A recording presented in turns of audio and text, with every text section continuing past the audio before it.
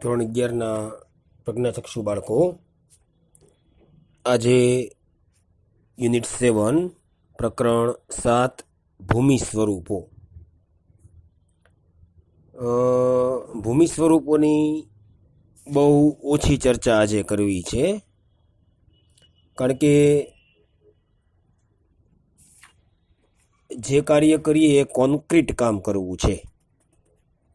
તમે કદાચ મારો કહેવાનો મિનિંગ સમજી ચૂક્યા હશો કે જે વર્ક થાય છે એ બરાબર થવું જોઈએ. જે હું તમને કામ સોંપું એ મુદ્દા બરાબર મોઢે આપવાના છે. અને આમેય તમને ક્યારેય વધારે હોમવર્ક આપ્યું જ નથી, પણ જે કામ કરીએ એ બરાબર કરીએ. અને આજે પણ એવી અપેક્ષા સહ ભૂમિ સ્વરૂપોની ચર્ચા કરીએ. તો પ્રશ્ન એવો થાય કે ભૂમિ સ્વરૂપ એટલે શું વળી? એમ તમારા માટે સબ્જેક્ટ નવો છે.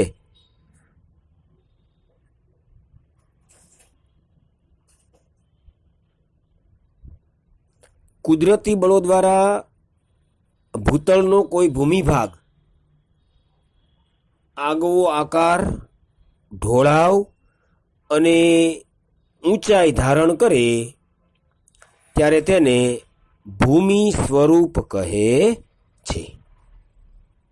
ભૂમિ સ્વરૂપ એટલે શું? એમ તો કુદરતી બળો દ્વારા ભૂતળનો કોઈ ભૂમિભાગ આગવો આકાર, ઢોળાવ અને ઊંચાઈ ધારણ કરે છે ત્યારે તે ભૂમિ આકારને ભૂમિ સ્વરૂપ કહે છે.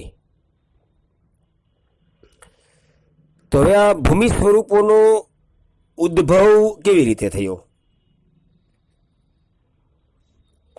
તો પૃથ્વીની આંતરિક ગરમી અને દબાણમાં સતત ફેરફાર થયા કરે છે, કારણ કે આખરે તો પેટાળમાં નીચે ગરમ લાવારસ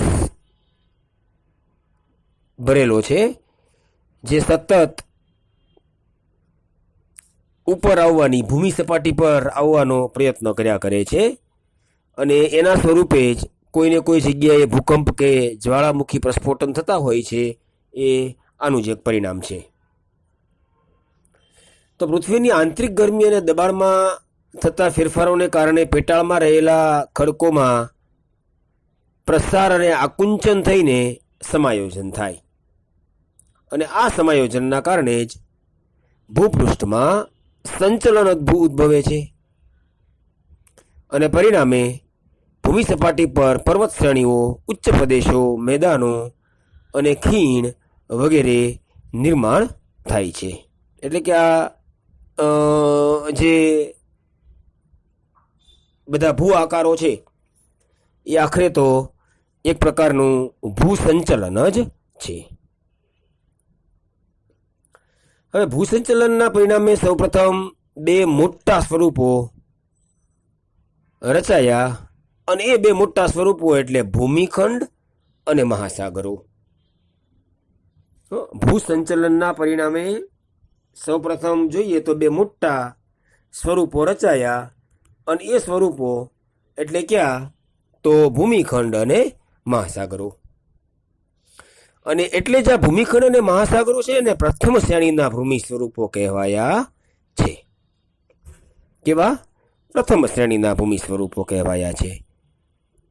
અને તેમની ઉપર આંતરિક બળોની અસર થઈ અને એમાંથી પર્વતો, ઉચ્ચ પ્રદેશો, મેદાનો, ફાટખીણો વગેરે દ્વિતીય શ્રેણીના ભૂમિ સ્વરૂપોની રચના થઈ. આ ભૂમિ સ્વરૂપો ઉપર બાહ્ય બળો કે ગતિશીલ બળોના ઘસારણ અને નિક્ષેપણ કાર્યથી વિવિધ આકારો રચાયા. વી કે યુ આકારની ખીણ, જળધોધ, રેતીના ઢુવા, હિમસ્માવલી, ભૂસ્તંભ કે સમુદ્ર કરાડ વગેરેનો સમાવેશ તૃતીય શ્રેણીના ભૂમિ સ્વરૂપોમાં થાય છે. તૃતીય શ્રેણીના ભૂમિ સ્વરૂપોમાં થાય છે. હવે ભૂમિ સ્વરૂપો, તો આપણે ચર્ચા કરીએ મુજબ ભૂમિ સ્વરૂપોના 3 પ્રકાર. પ્રથમ શ્રેણીના ભૂમિ સ્વરૂપો, દ્વિતીય શ્રેણીના ભૂમિ સ્વરૂપો અને તૃતીય શ્રેણીના ભૂમિ સ્વરૂપો. પ્રથમ શ્રેણીના ભૂમિ સ્વરૂપો, દ્વિતીય શ્રેણીના ભૂમિ સ્વરૂપો અને તૃતીય શ્રેણીના ભૂમિ સ્વરૂપો.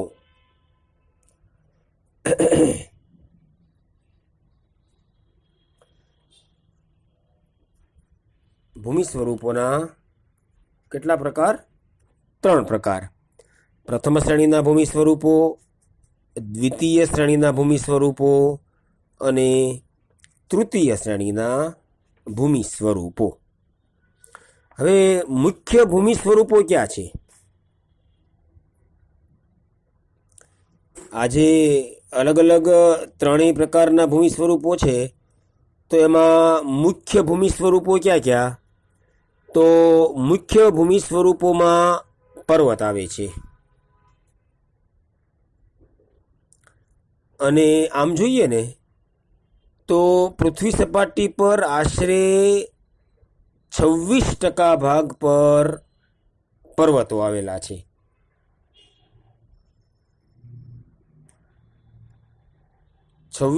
ભાગ પર પર્વતો આવેલા છે.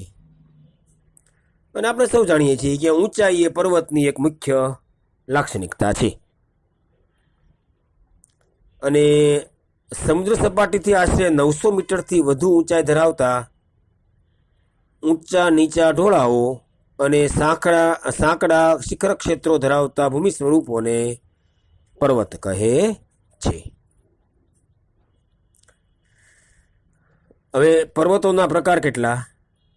તો પર્વતોના 2 પ્રકાર, ભૂગર્ભિક પર્વત અને અવશિષ્ટ પર્વતો. એટલે કે પર્વતોના 2 પ્રકારો, ભૂગર્ભિક પર્વતો અને અવશિષ્ટ પર્વતો. ભૂગર્ભિક પર્વતો અને અવશિષ્ટ પર્વતો. હવે ભૂગર્ભિક પર્વતોના 2 પ્રકાર,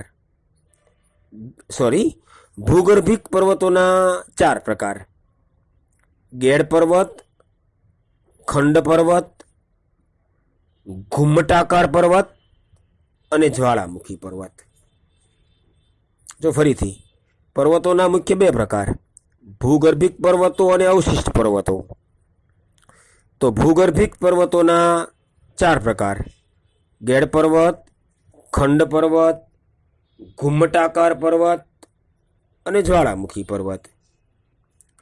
અને અવશિષ્ટ પર્વતોના કોઈ પ્રકાર નથી. તો ભૂગર્ભિક પર્વતોના કેટલા પ્રકાર? 4 પ્રકાર: ગેડ પર્વત, ખંડ પર્વત, ઘુમ્મટાકાર પર્વત અને જ્વાળામુખી પર્વત. જ્યારે અવશિષ્ટ પર્વતોના કોઈ પ્રકાર નથી. તો વાત કરીએ ભૂગર્ભિક પર્વતોના પ્રકારોમાં. પહેલો પ્રકાર ગેડ પર્વત.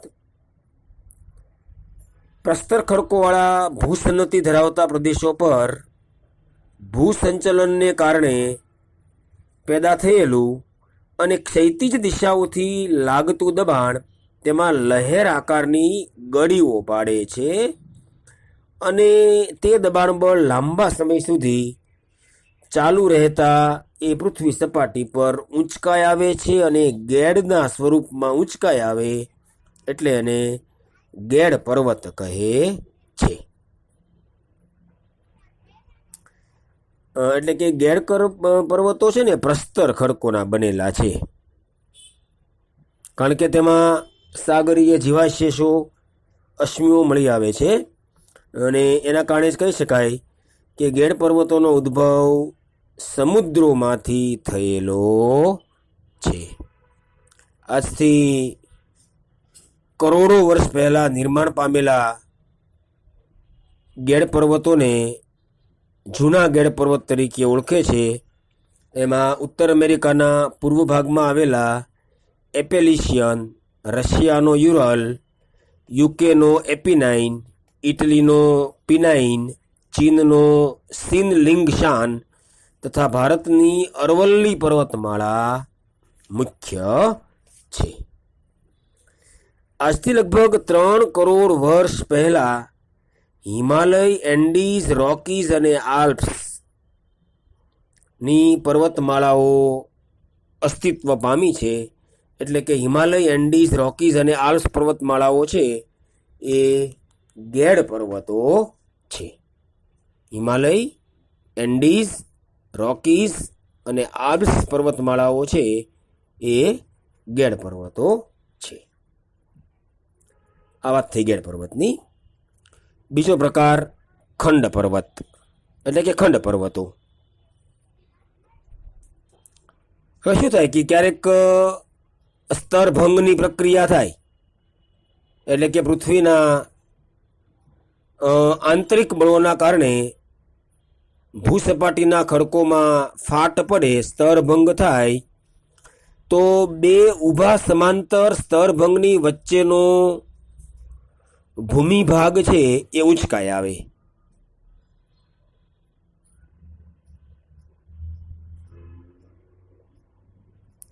અને એની આસપાસનો ભાગ હોય ને એ નીચે બેસી જાય. એટલે આવા પ્રકારનો પર્વત હોય એને ખંડ પર્વત કહે છે. કારણ કે જ્યારે આંતરિક બળોના કારણે આવી સ્થિતિ નિર્માણ પામે છે ત્યારે એ ખડકોની મજબૂતાઈ કેવી છે, કેવા પ્રકારના ખડકો છે, એના આધારે આ ખડકો નિર્માણ પામતા હોય છે. તો ક્યારેક શું થાય કે આંતરિક બળોના કારણે ભૂસપાટીના ખડકોમાં ફાટ કે સ્તરભંગ થાય. બે ઊભા સમાંતર સ્તરભંગની વચ્ચેનો ભૂમિભાગ ભૂસંચલનને કારણે ઉંચકાઈ આવે, એની આસપાસનો ભાગ બેસી જાય, એટલે ખંડ પર્વતની રચના થાય છે. પરંતુ જો તેનો એક તરફનો ઢોળાવ તીવ્ર હોય અને ઉપરનો શિખરનો ભાગ સપાટ મેજ જેવો હોય તો તેને ઉચ્ચ પ્રદેશ કહે છે. કદાચ ક્યારેક એવું બને કે એક બાજુ ઢાળ વહી જાય, એક બાજુ ઉંચકાય આવે ને એક બાજુ એ ઢાળ પડે, એનો જે બાજુના ભાગનો પર્વતીય વિસ્તાર છે એ વધારે બેસે નહીં, એટલે ઢાળ પડી જાય. બંને બાજુ ન બેસે પણ એક બાજુ બેસી જાય તો એને ઉચ્ચ પ્રદેશ કહે છે. એટલે એક ભાગ એ ઉચ્ચ પ્રદેશ થાય ને બીજી બાજુ ખીણની રચના થઈ જાય, ફાટખીણ બને. અને આ ફાટખીણની બંને તરફ ખંડ પર્વતો રચાય છે. યુરોપમાં રાઇન નદીની ફાટખીણની પશ્ચિમ બાજુએ વોસજીસ અને પૂર્વમાં બ્લેક ફોરેસ્ટ એ ખંડ પર્વતના દ્રષ્ટાંત છે. નર્મદા ફાટખીણની ઉત્તરે વિંધ્ય શ્રેણી અને દક્ષિણે સાતપુડા શ્રેણી આવેલી છે. અને જર્મનીનો હોસ્ટ પર્વત એ ખંડ પર્વતનું દ્રષ્ટાંત છે. હવે ત્રીજો પ્રકાર ઘુમ્મટાકાર પર્વત. ઘુમ્મટાકાર પર્વત.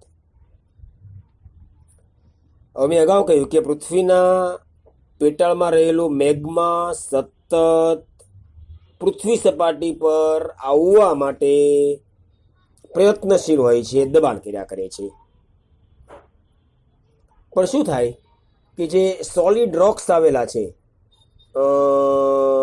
સખત ખડકો આવેલા છે, એને ઉપર આવવામાં બાધારૂપ થશે, વિઘ્નરૂપ થશે. જેથી મેગ્માના દબાણથી જ ભૂસ્તરો ઘુમ્મટ આકારે ઊંચા ઉપસી આવે છે. શું થાય કે ખૂબ દબાણ કરે એટલે વચ્ચેનો ભાગ છે ને ઊંચકાઈ આવે ને બંને બાજુ ઊંચકાઈ ન આવે, જે ભાગમાં એટલે ઘુમ્મટ જેવો આકાર થઈ જાય.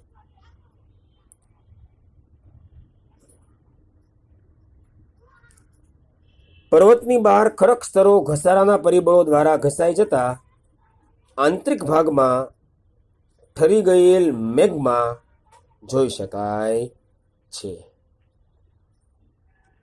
કારણ કે મેગ્મા ત્યાં બહાર આવ્યો હોય, એ ખડકો છે, એની જેવી તાકાત એનો કેટલોક ભાગ ઊંચે કરી નાખે, કોઈ ભાગ ઊંચે ન થઈ શકે.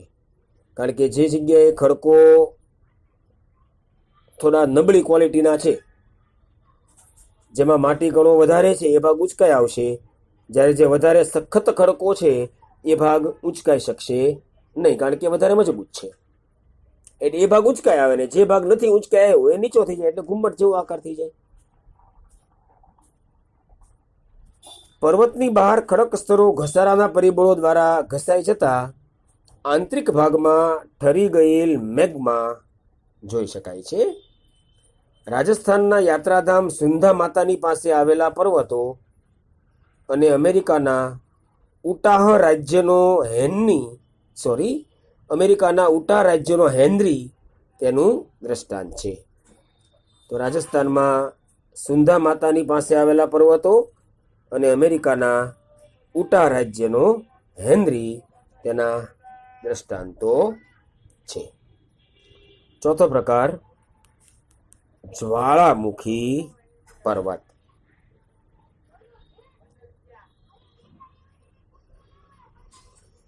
હવે આ ગેડ પર્વત છે, ખંડ પર્વત છે, ઘુમ્મટાકાર પર્વત છે, એમાં કોઈ જગ્યાએ જ્વાળામુખી પ્રસ્ફોટન થઈ અને પૃથ્વી સપાટી પર જ્વાળામુખી પ્રસ્ફોટન થયું નથી. એટલે કે જે મેગ્મા છે એ મેગ્માના દબાણના કારણે જ આ ત્રણેય પર્વતો, ગેડ પર્વત, ખંડ પર્વતો અને ઘુમ્મટાકાર પર્વતો અસ્તિત્વમાં આવ્યા છે. પણ પૃથ્વી સપાટી પર લાવારસ જ્વાળામુખી બહાર ફેંકાયો નથી. જ્યારે ચોથો પ્રકાર છે એ જ્વાળામુખી પર્વત. જ્વાળામુખી બહાર ફેંકાય છે અને એના પથરાવાથી જે પર્વત બને છે એ જ્વાળામુખી પર્વત છે.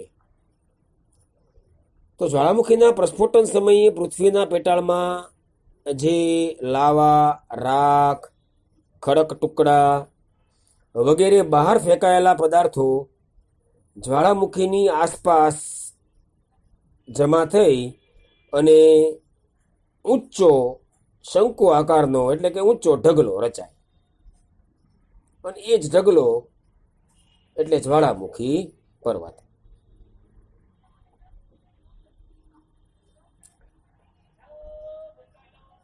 જે જગ્યાએ આ જ્વાળામુખી પ્રસ્ફોટન થશે એ જગ્યાએ પૃથ્વીના પેટાળમાંથી લાવા, રાખ, ખડક ટુકડા વગેરે બહાર ફેંકાઈ જશે, અને એ જે જગ્યાએ પ્રસ્ફોટન થયું છે એ જગ્યામાં જ આસપાસ પથરાઈએ તો એ જગ્યાએ ઊંચો ઢગલો થઈ જાય.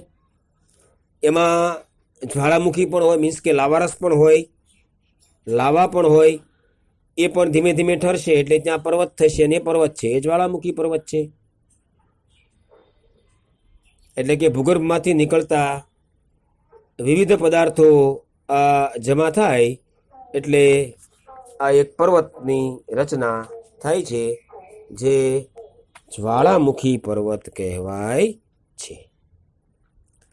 ઇટલીનો વિસુવિયસ, સિસિલીનો એટના, કેન્યાનો કિલીમાંજરો, જાપાનનો ફુજીયામા, ફિલિપાઇન્સનો મેયોન, ઇન્ડોનેશિયાનો ક્રાકાટોઆ, મેક્સિકોનો પોપોકેટીપેટલ અને ઇક્વાડોરનો કોટોપેક્સી આ જ્વાળામુખી પર્વતોના દ્રષ્ટાંતો છે. તો ભૂગર્ભિક પર્વતોના 4 પ્રકાર: ગેડ પર્વત, ખંડ પર્વતો, ઘુમ્મટાકાર પર્વત અને જ્વાળામુખી પર્વત. અને હવે અવશિષ્ટ પર્વત. અવશિષ્ટ પર્વત નામ પરથી જ છે, અવશિષ્ટ, એના કોઈ પ્રકાર નથી. એટલે કે પર્વતો, ઉચ્ચ પ્રદેશો જેવા ઊંચા ભૂમિ સ્વરૂપો ઘસારણના પરિબળો દ્વારા ઘસાઈને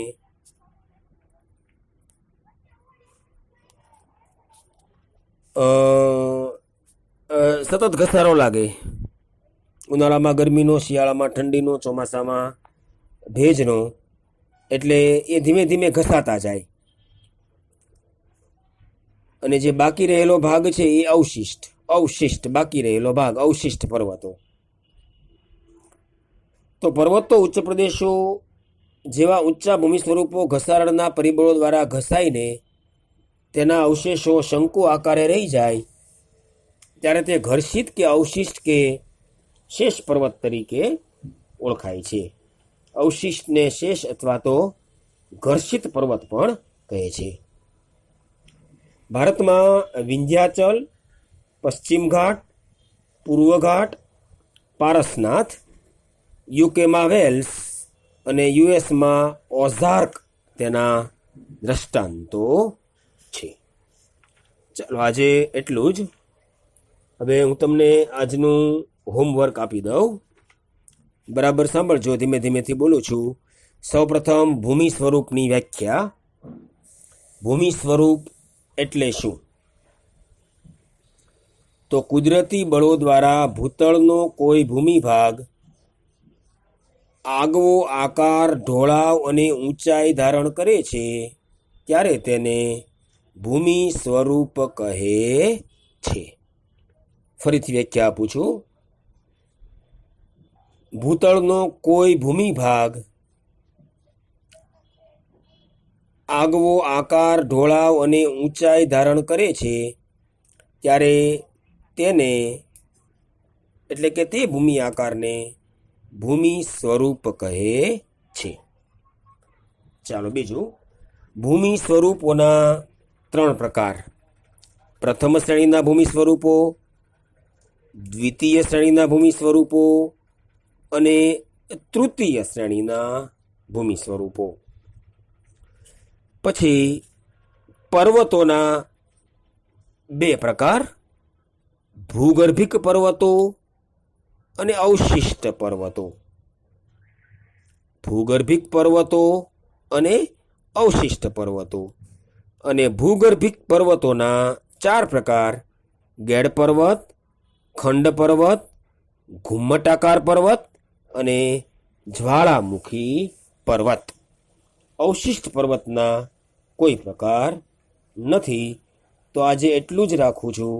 અને ઓછું એટલા માટે મેં તમને અગાઉ કહ્યું એ મુજબ કે જે કાર્ય કરીએ એ બરાબર કાર્ય કરે. એટલે આજે તમામ બધા જ વિદ્યાર્થીઓ મને આ મુદ્દાઓ અને વ્યાખ્યા મોઢે આપે તેવી અપેક્ષા સહ આજે રાત્રે 10 કલાક સુધીમાં દરેકે મને આજનું હોમવર્ક આપી દેવાનું છે.